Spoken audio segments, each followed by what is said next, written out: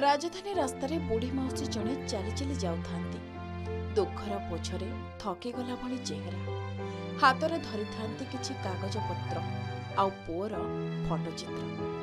आखिर लुह को कानी रे पोछुथांती पुओ कथा मने पकाई। देखिले लागुथला सत जेमिति अनेक कष्ट आउ जंत्रणा को छाती तले चापी रखी लुह पी पी बंचिछंती। बेस परिपाटी भल घरर भली देखा जाउथांती। एमिति अवस्था देखि आपण भाविबे पुओ बोहू कि परिवार लोकंक ठारू रागिकी बोध होई पळाई आसिछंती, नचेत आपणार लोक वृद्ध बयस घर बाहर कर दैछंती। जदि आपण एमिति भाबुथांती तेबे आपण संपूर्ण भूल भाबुछंती। यांक दुख शुणिले आपण भी निजर कोहको संभाळी परिबे। आखिरे लुह जगेई आसिबो। वृद्धांक नाम सुवासिनी बेहेरा। घर तांकर बारिपदार। भुवनेश्वर खंडगिरी अंचल रे रहुतले। स्वामी चालीगले अनेक वर्ष आगर।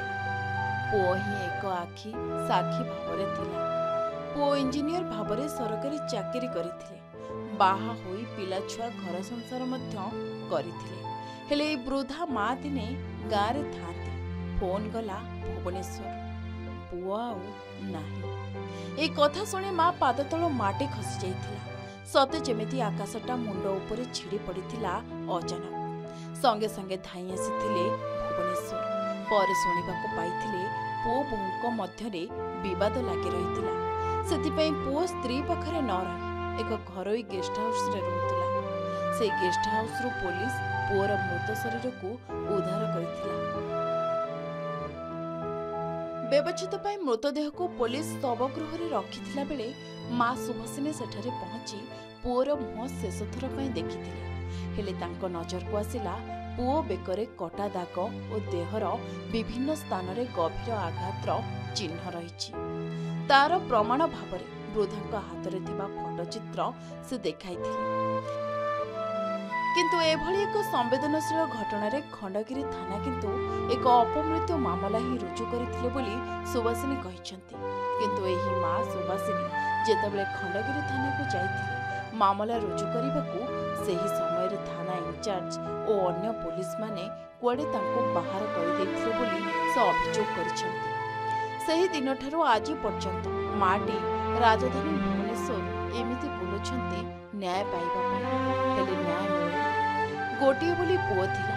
स्वामी चली जिबा परे पुओ ही एकमात्र सहारा थिला माँ पाई। हेले दैवर एक ही विचार पुओ मध्य चलीगला आरपारिक। अनेक वर्ष हेलाणी न्याय पाई माटी राजधानी को दौड़ुछंती। भुवनेश्वर घर थाई भी बेसहारा। राजधानी रो रास्ता गछ मूल को माटी चटाण पालटिछि तांको पाई आश्रय स्थल। मोर कहीं नांदी बापा, मो गोटे निराश्रय लोक। स्वामी के हरैली। स्वामी हरैबार वर्ष पर पुओ को भी हरैली। सेंट्रल गवर्नमेंट रो बाबा चाकरी करथिला खंडगिरी छकरे। ता स्त्री सहित झगड़ा झांटी होइके जे घर आसकी लॉज रे रहउतला। ए लॉज रे रुहे पुनी गाँ को जाई मो घरटा होती उदला नागपाल रे। सेदिन 14 तारीख दिन घर आसीची। आसिकी बापा चाकरी जायगार 15 तारीख जॉइन करची। 16 तारीख दिन से घर को फेरिबा कथा शनिवार दिन, किंतु फेरलानी। जो न फेरला मु बहुत मो मनटा भी भल लगुन थे। मो छुआ कहीं आसलानी। ठीक राति 10:45 बेले बाबा तांको से गोटे अपार्टमेंट रोला। से अपार्टमेंट सेक्रेटरी ऑफ प्रेसिडेंट मते फोन रो कहले माजी तुम बापीर डेड बॉडी कैपिटल हॉस्पिटल पड़ी, तमें आसिकी देखी जाओ नहीं जाओ।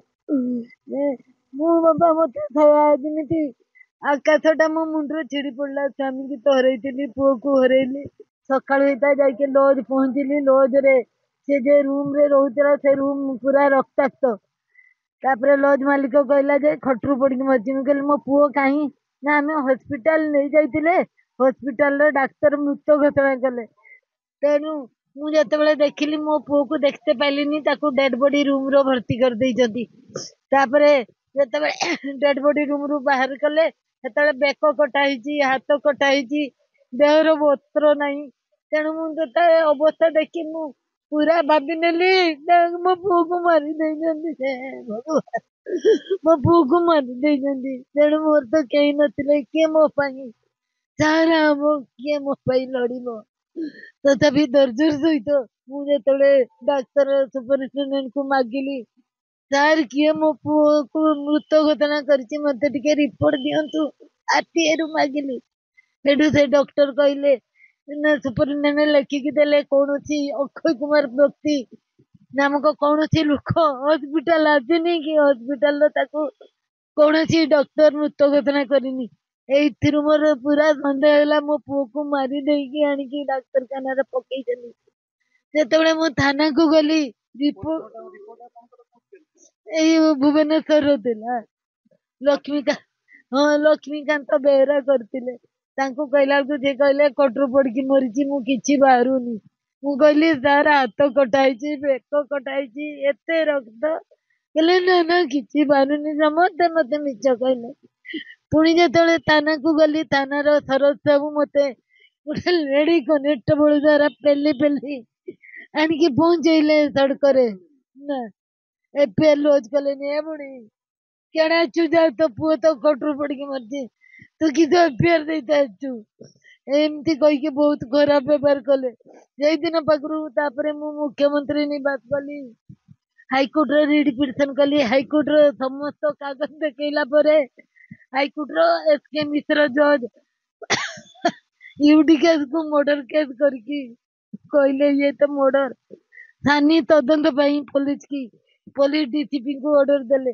ମୁଁ ଦାୟୀ କରୁଛୁ ତାଙ୍କ ଅଫିସର ଗୋଟେ ନଳିନୀ ଆଚାର୍ଯ୍ୟ, ସିଏ ସବୁବେଳେ ପୁଅ ସାଙ୍ଗରେ ବୁଲୁଥିଲା, ତାକେ ମୁଁ ସନ୍ଦେହ କରୁଛୁ।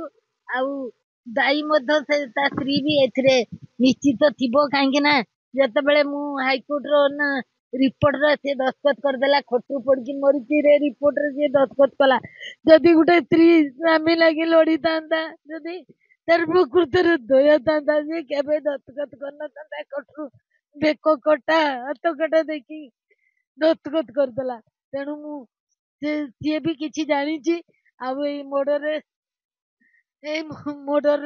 ସେ ନଳିନୀ ଆଚାର୍ଯ୍ୟ କୁ ମୁଁ ସନ୍ଦେହ କରୁଛି। ତାପରେ ବାକି ଯାହା ଘଟଣା ଲଜ୍ ମାଲିକ ଜାଣିଥିବେ, ଲଜ୍ ମ୍ୟାନେଜର ଜାଣିଥିବେ। ମୁଁ ତ ବୁଢୀ ଲୋକ ସ୍ୱାମୀ, ଏଥିପାଇଁ ମୁଁ ପୋଲିସ ଥାନା ଖଣ୍ଡଗିରି ଥାନା ପାଖରୁ DG ପର୍ଯ୍ୟନ୍ତ, କମିଶନରେଟ ପୁଲିସ ଠାରୁ DG ପର୍ଯ୍ୟନ୍ତ ଯାଇଛି। ସନ୍ତୋଷ ଉପାଧ୍ୟାୟ ସେତେବେଳେ DG ଥିଲେ, ତାଙ୍କ କ୍ରାଇମ ବ୍ରାଞ୍ଚର ପୁଣି ଦେଲି। କ୍ରାଇମ ବ୍ରାଞ୍ଚର ବିକାଶ ବେହୁରିଆ ଇନଭେଷ୍ଟିଗେସନ କରି କହିଲେ ନା ମୁଁ କିଛି ପାଉନି। ତେଣୁ ସବୁ ଦ୍ୱାର ବୁଲି 8 ବର୍ଷ ହେଲା ସବୁଆଡେ ବୁଲୁଛି, କିନ୍ତୁ ମତେ ନ୍ୟାୟ ମିଳିଲାନି। ଭଗବାନ, ମୁଁ ଏତେ ପାପ କରିଛି ଯେ ମତେ କିଛି ନ୍ୟାୟ ମିଳିଲାନି। ଆହୁରି ମଧ୍ୟ ଉଚ୍ଚ ନ୍ୟାୟାଳୟରୁ ଖଣ୍ଡଗିରି ଥାନାକୁ ନିର୍ଦ୍ଦେଶ ହୋଇଥିଲା ପୁଅ ମୃତ୍ୟୁ ଘଟଣାର ତଦନ୍ତ ପାଇଁ। ଏ ଖବର ବିଭିନ୍ନ ଗଣମାଧ୍ୟମରେ ପ୍ରକାଶ ପାଇଥିଲା। ହେଲେ ଉଚ୍ଚ ନ୍ୟାୟାଳୟଙ୍କ ଏହି ନିର୍ଦ୍ଦେଶ ଖାତା କଲମ ଭିତରେ ହିଁ ବନ୍ଧା ପଡ଼ିଛି। ଏହି ଘଟଣା ସମ୍ପର୍କରେ ଆମେ ପୂର୍ବତନ ଇନଚାର୍ଜ ପୋଲିସ ଅଧିକାରୀଙ୍କୁ ପଚାରିଥିଲୁ, ହେଲେ କିଛି ଉତ୍ତର ମିଳିଲାନି। ସେପଟେ ଖଣ୍ଡଗିରି ଥାନା ଦାୟିତ୍ୱରେ ଥିବା 2 ଜଣ ଅଧିକାରୀଙ୍କ ଠାରୁ ପ୍ରତିକ୍ରିୟା ନେବାକୁ ଚାହିଁଥିଲୁ, କିନ୍ତୁ ସେ ମଧ୍ୟ କାର୍ଯ୍ୟର ବ୍ୟସ୍ତତା ଦେଖାଇ ଆଡ଼େଇ ଯାଇଥିଲେ। ଦୀର୍ଘ 7 ବର୍ଷ ହେଲାଣି ଏହି ଅସହାୟ ବୁଢ଼ୀ ମାଟିର ଗୁହାରି କେହି ବି ଶୁଣୁନାହାନ୍ତି। ସମସ୍ତେ ଅଣଦେଖା କରି ଆଡ଼େଇ ଯାଉଛନ୍ତି। ତେବେ କ'ଣ ଏହି ଅସହାୟ ମାଆକୁ ନ୍ୟାୟ ମିଳିବନି?